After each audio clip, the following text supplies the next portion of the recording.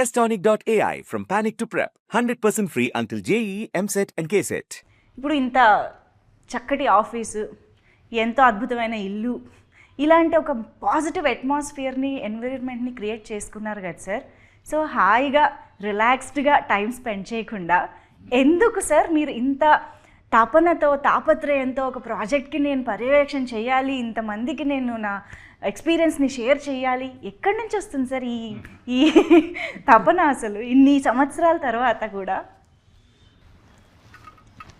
ఇప్పుడు సినిమాలు సాటిస్ఫాక్షన్ 3 గంటల సినిమాలు, సినిమా మనకు ఎంత చేసింది, మనం సినిమాకి ఏం చేయాలి, సినిమాకంటే సినిమా ఫీల్డ్కి ఏం చేయాలి, ప్రేక్షకులకు ఏం చేయాలి అంటే ఈ వయసులో నేను చేయగలిగింది ఏంటని ఆలోచిస్తే ఒకసారి యూట్యూబ్ ఛానల్ పెడితే ఎలా ఉంటుందని అనిపించింది.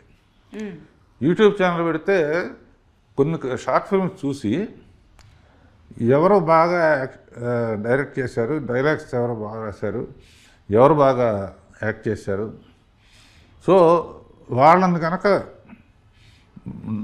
నా తరఫున కూడా నేను తీస్తే దానికి ఒక ఇది వస్తుంది, వాళ్ళకు కూడా ఒక కెరియర్లో రాఘవేంద్రరావు దీంట్లో చేశారని. నేను తీసే చిన్న చిన్న సినిమాలకు కూడా నేను పైనుండి డైరెక్టర్స్ని పరిచయం చేయటం, రైటర్స్ని పరిచయం చేయటం, అందమైన అమ్మాయిలను పరిచయం చేయటం, అలా మొదలయ్యి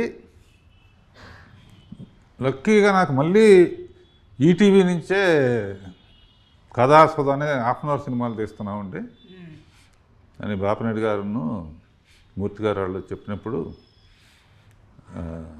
నాకు చాలా హ్యాపీగా అనిపించింది. ఎందుకంటే అరగంటలో కథ అయిపోవాలి. నా లెక్క ప్రకారం ఏ సినిమాకైనా అద్భుతమైన కథ అరగంటే ఉంటుంది, మిగతా అంతా యాక్షను, ఫైట్స్ గిట్స్ ఉంటాయి కదా. అందుకనే థ్యాంక్ గాడ్ మళ్ళీ ఈటీవీయే మళ్ళీ నాకు ఫుల్ పని ఇచ్చినట్టు ఇండస్ట్రీకి ఒక కొత్త ఆర్టిస్టులని, కొత్త డైరెక్టర్లని, కొత్త డైలాగ్ రైటర్స్ని పరిచయం చేసే అదృష్టం వచ్చింది. అంటే గివింగ్ బ్యాక్. ఇది కాకుండా నేను అప్పుడప్పుడు డైరెక్షన్ క్లాసులు కూడా ఫ్రీగా చెప్తున్నాను.